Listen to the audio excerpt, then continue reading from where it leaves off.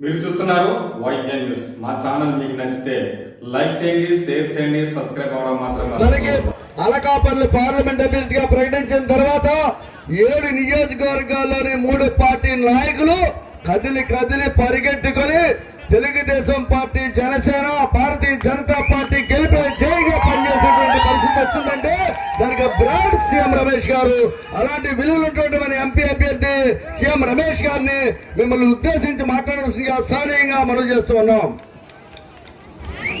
ఈరోజు ఇంత మండు టెండర్లో కూడా పోలీసు వారు మనకు సహకరించుకున్న ఈ కార్యక్రమానికి విచ్చేసిన తెలుగుదేశం, జనసేన, భారతీయ జనతా పార్టీ కార్యకర్తలకు, నాయకులకు, ఇక్కడికి వచ్చిన సోదరి మనలకు, అలాగే మన పాయకరావుపేట తెలుగుదేశం పార్టీ అసెంబ్లీ అభ్యర్థి వనిత గారికి, మన గెడ్డెం బుచ్చి గారికి, లాలం కాశీనాయుడు గారికి, ఎజర్ల వినోద్ రాజు గారికి, రవిరాజు గారికి, మరొక్కసారి టీడీపీ, బీజేపీ, జనసేన కార్యకర్తలకి, మీడియా మిత్రులకి అందరికీ పేరు పేరున నా హృదయపూర్వక నమస్కారాలు.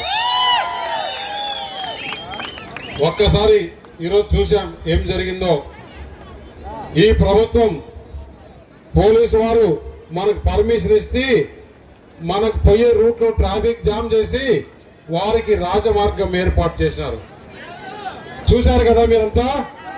అయినా కూడా ఏ కార్యకర్త కూడా, ఏ అక్క కూడా, ఏ చెల్లి కూడా, ఏ అవ్వ కూడా, తాత కూడా, ఎవరు కూడా ఏమాత్రం భయపడకుండా అందరం నడిచిపోయి ఎండలో, మండు టెండలో నామినేషన్ వేసినాం.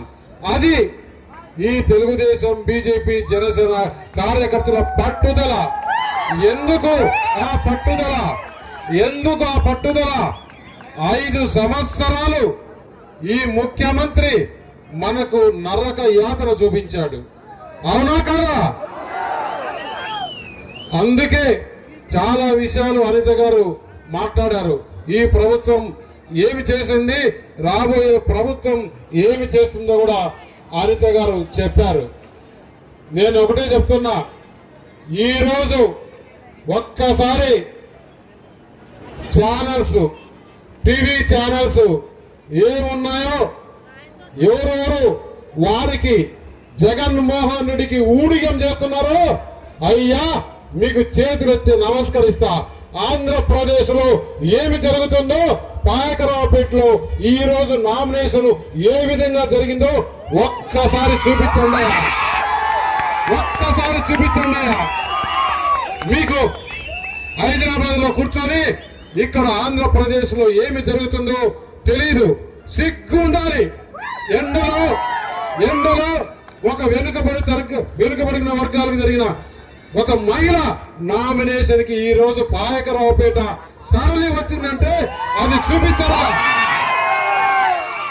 చూపించరా?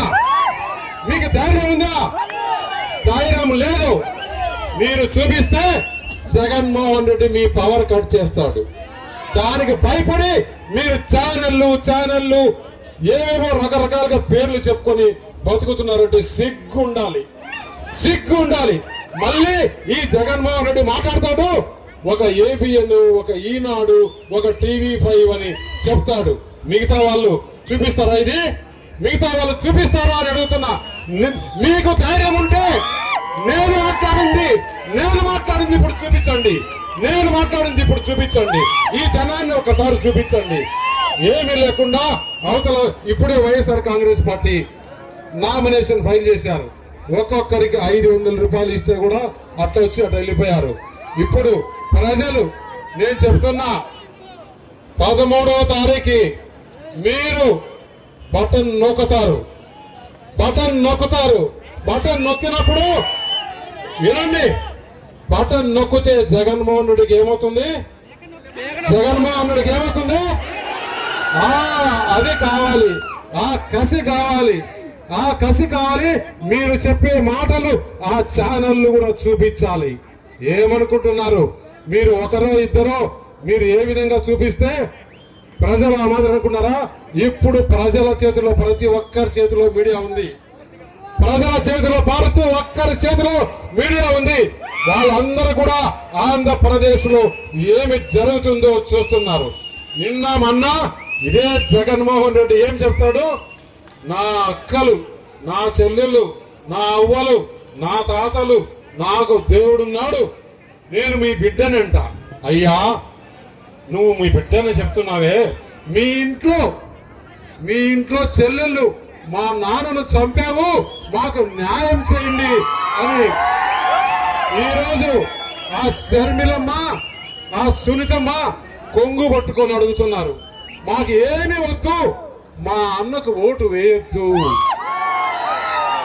మాకు ఏమి వద్దు, మా అన్నకు ఓటు వేయొద్దు అని చెప్పుకుంటుంటే నీకు ఏమాత్రం దేవుడు లేడా? అప్పుడు వాళ్ళిద్దరికి ఇంతమంది ఆంధ్రప్రదేశ్ లో 5 కోట్ల ప్రజలకు దేవుడు లేడా? ఉన్నాడు కాబట్టే ఇంతకుముందు ఎవరైనా తప్పులు చేస్తే పైన చనిపోయిన తర్వాత నరకం పోయినాక శిక్ష అనేవాళ్ళు. ఇప్పుడు టెక్నాలజీ మారిపోయింది. ప్రతి ఒక్కరి చేతిలో మొబైల్ ఫోన్ ఉంది. నువ్వు చేసిన తప్పులు దేవుడికి ఎంతముడో చెబుతున్నాయి. రేపు 13వ తారీఖు దేవుడు నీకు శిక్ష వేస్తాడు. ఎందుకంటే నువ్వు ఒక్క ఛాన్స్ ఇస్తే నేను మేలు చేస్తానని చెప్పి అందరికీ అన్యాయం చేశావు. మేలు కాదు, అన్యాయం చేస్తావు. ఏ విధంగా చేశాడో అమ్మా మీకు తెలియదు. అతను ఏ విధంగా అన్యాయం చేస్తున్నాడో మీకు నేను చెప్తా వినండి. యువతకు ఈ ప్రాంతంలో యువత ఎక్కువ ఉంది. యువతకు ఈ ప్రాంతంలో పరిశ్రమలు రాకుండా అన్యాయం చేశాడు. అలాగే మీరు ఏం మాట్లాడకుండా నెల లేకుంటే పెన్షన్ అని, అమ్మఒడని 2 పథకాలు 3 పథకాలు పెట్టి ఏదో న్యాయం చేసినాను, నేను బటన్ నొక్కినాను అంటున్నాడు. అది కాదు, అతను బటన్ నొక్కితే డబ్బులు మీకొస్తాయి. మీకొస్తే ఆ డబ్బులు మగవారు తీసుకుపోయి ఆ రోజు సాయంత్రానికి, ఆ వారానికి బ్రాందీ షాపుల్లో ఖర్చు పెడుతున్నాడు. అది కాకుండా ఈ రోజు యువతకు గంజాయి, డ్రగ్స్ అలవాటు చేశాడు. గంజాయి, డ్రగ్స్ కు ఒక్కసారి అలవాటు పడితే మీరు కావాలంటే పంజాబ్ లో ఏం జరిగిందో చూడండి. రేపు మీ దగ్గర ఉండే బంగారం, తాలిబొట్లు కూడా అమ్మి యువతకు దానికి బానిసలు అవుతారు. అది కావాలన్నా ఆంధ్ర రాష్ట్రంలో మనకి. అది వద్దంటే జగన్మోహన్ రెడ్డిని తరిమి కొట్టాలి. రేపు 13వ తారీఖు ఏమి చేయాలి? మనకు ఉండేది ఇంకా 16-17 రోజులు. నేను ఒకటి వేడుకుంటున్నా, మీరు ఈ 16 రోజులు కష్టపడి ఇంటింటికి వెళ్ళి మన గుర్తు అనితమ్మ గారిని గెలిపిస్తే ఏ మేలు జరుగుతుంది, సీఎం రమేష్ ని గెలిపిస్తే ఏ మేలు జరుగుతుంది, జగన్మోహన్ రెడ్డిని ఓడిస్తే మనకు ఏమి న్యాయం జరుగుతుందో అదన్నీ కూడా ఇంటికి ప్రతి ఒక్కరికి 1కి 10 సార్లు మీరు ఎక్కడ రావాల్సిన అవసరం లేదు. ఎవరి ఊర్లో వాళ్ళు ప్రిస్టేజ్ గా తీసుకొని గర్వంగా రేపు, ఎందుకంటే ఏ వార్డుకు ఆ వార్డు కౌంటింగ్ ఉంటుంది. ఏ వార్డుకు ఆ వార్డుకు మెజారిటీ తెచ్చుకుంటే మీకు గౌరవం ఉంటుంది. ఇక్కడ మెజారిటీగా గెలిస్తే అనితమ్మ గారికి గౌరవం ఉంటుంది. అనితమ్మ గారిని చెప్తున్నా, పార్టీలో చాలా ఇబ్బందులు పడినారు సీనియర్ నాయకులు, పాలిట్బ్యూరో మెంబరు. మీరు ఆమెను ఎమ్మెల్యేగా గెలిపిస్తే చంద్రబాబు నాయుడు గారు రేపు ఆమెకు మంత్రి పదవి ఇస్తారు. నేను చెప్తున్నా, ఈ రోజు పాయకరావుపేట నుంచి ఇది జరిగి తీరుతుంది. ఆమెకు మంత్రివర్గంలోనే కాదు, మంత్రివర్గంలో కూడా సముచితమైన స్థానం కల్పిస్తారు అని చెప్పి తెలియజేస్తున్నా. ఎందుకంటే 5 సంవత్సరాలు మీకోసం యావత్ ఆంధ్రప్రదేశ్ తిరిగి పోరాడిన మహిళ కాబట్టి, వారు చేసే అన్యాయాల్ని అందరికీ తెలిపిన మహిళ. ఆమెకి మీరు రుణపడి ఉన్నారు. ఆమెను గెలిపించే బాధ్యత మీరందరూ తీసుకుంటామని చెప్పేసి గట్టిగా చప్పట్లు కొట్టి తెలియజేయాలి. ఈ విషయం మీడియా వాళ్ళు కూడా చూపించాలని చెప్పేసి తెలియజేస్తున్నా. అలాగే ఈ ఆంధ్రప్రదేశ్ బాగుండాలంటే నేను ప్రధానమంత్రి నరేంద్ర మోడీ ప్రతినిధిగా ఈ అనకాపల్లికి వచ్చాను. ఈ అనకాపల్లిలో పార్లమెంట్ అభ్యర్థిగా నన్ను గెలిపిస్తే ఇక్కడ డబుల్ ఇంజిన్ సర్కార్ ఉంటుంది. కేంద్రంలో ఈ ప్రాంతానికి పరిశ్రమలు కానీ, అలాగే ఇక్కడ ఏదైతే ఉత్తరాంధ్ర సుజల స్రవంతి పోలవరం కాలువను పూర్తి చేసేదానికి బాధ్యత తీసుకుంటామని చెప్పేసి తెలియజేస్తున్నాం. ఆ కాలువ పూర్తయితే ఇక్కడ రైతాంగానికి తాగునీరు సాగునీరు వస్తుంది. అలాగే కేంద్ర ప్రభుత్వంలో ఇంటింటికి మంచినీరు సదుపాయం, అంటే ప్రతి ఇంటికి కుళాయి ఇచ్చే బాధ్యత, మంచినీరు పారిశుద్ధ్యమైన నీరు మంచి నీరు ఇచ్చేదానికి బాధ్యత నేను తీసుకుంటానని చెప్పేసి మీకు తెలియజేస్తున్నాను. అలాగే ఏపీఐఐసి కున్న భూముల్లో పరిశ్రమలు వచ్చేదానికి బాధ్యత తీసుకుంటానని చెప్పేసి, కేంద్ర ప్రభుత్వంలో ఎన్ని రకాల పథకాలు ఉన్నాయో ఎక్కడన్నా భారతదేశంలో మొదలు పెట్టాలంటే మొదటగా అనకాపల్లి కనపడేటట్టుగా చేస్తానని చెప్పేసి తెలియజేస్తున్నాం. మీరు ఈ 15 రోజులు ఒక కంటిలో మీరు చేయాల్సిన పనంతా ప్రతి ఒక్కరికి ఒక కంటిలో కమలము, ఒక కంటిలో సైకిల్ కనపడేట్టుగా చేయాలి అని చెప్పేసి అంతటితో అయిపోదు. మనం ఎలక్షన్స్ అయిపోయిన తర్వాత నేను చెప్తున్నా, ఈ ఎలక్షన్లో ఈ కూటమి ప్రభుత్వం ఏర్పాటు చేయడం ఖాయం. 4వ తారీఖున 10 గంటలకే చూడండి ఎలా ఉంటుందో. ఎలా ఉంటుంది ఆంధ్రప్రదేశ్ రాష్ట్రం అంతా. ఎప్పుడప్పుడు 5 సంవత్సరాలు మనం కష్టపెట్టినారా?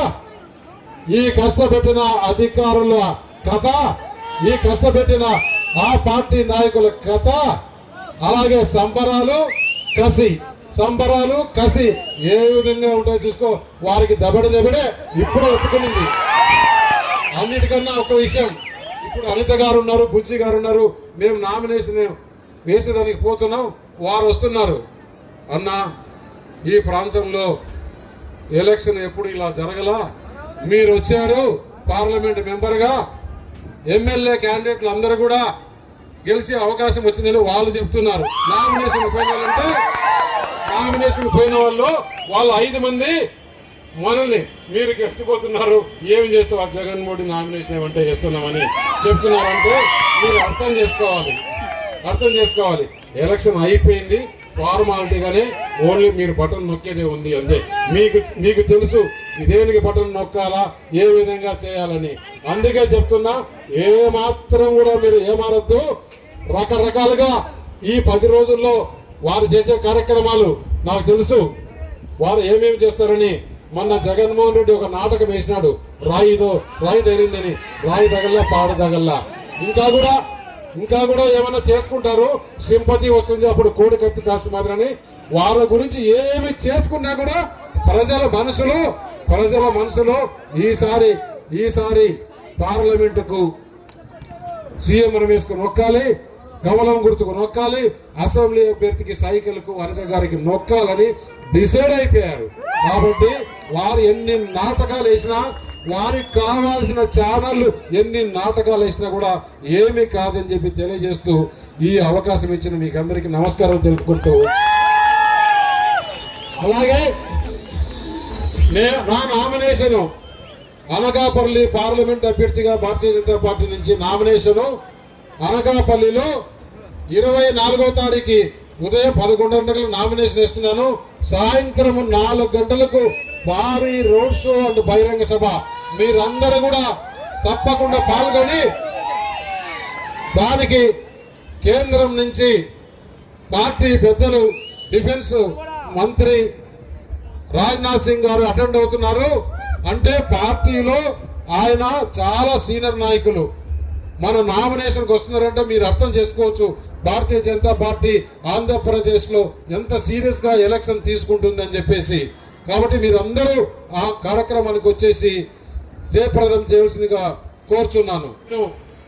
మీరందరూ కూడా 24వ తారీఖు అనకాపల్లికి ఈ కార్యక్రమానికి రావాల్సిందిగా. నేను ఈ ప్రాంతంలో అనకాపల్లి పార్లమెంట్ అభ్యర్థిగా 5 నామినేషన్లకు వెళ్ళా. అనిత గారి నామినేషన్ ఇంత బాగా, ఇంత ఇదిగా, నిజంగా నేను ఈ విషయం అక్కడే మీడియాలో చెప్పాను. ఇంత ఎండలో కూడా నేను ఇంత జనం వచ్చి ఇంత ఓపికగా ఉన్నారంటే నిజంగా కూడా ఈ కాన్స్టిట్యున్సీలో అనిత గారు పైన మీరు ఇంత బలంగా పైన నాయకుల పైన కూడా వారి ఇక్కడికి ఈ కార్యక్రమాన్ని అరేంజ్ చేసిన నాయకులకి అందరికి కూడా అనిత గారికి, బుజ్జి గారికి, మిగతా నాయకులకి అందరికి, తెలుగుదేశం నాయకులకి, జనసేన, బీజేపీ నాయకులకి అందరికి పేరు పేరున మీరు చూస్తున్నారు వైబిఎన్ న్యూస్. మా ఛానల్ మీకు నచ్చితే లైక్ చేయండి, షేర్ చేయండి, సబ్స్క్రైబ్ అవ్వడం మాత్రం మర్చిపోవద్దు. మా ఛానల్ మాత్రం సబ్స్క్రైబ్ అవ్వండి.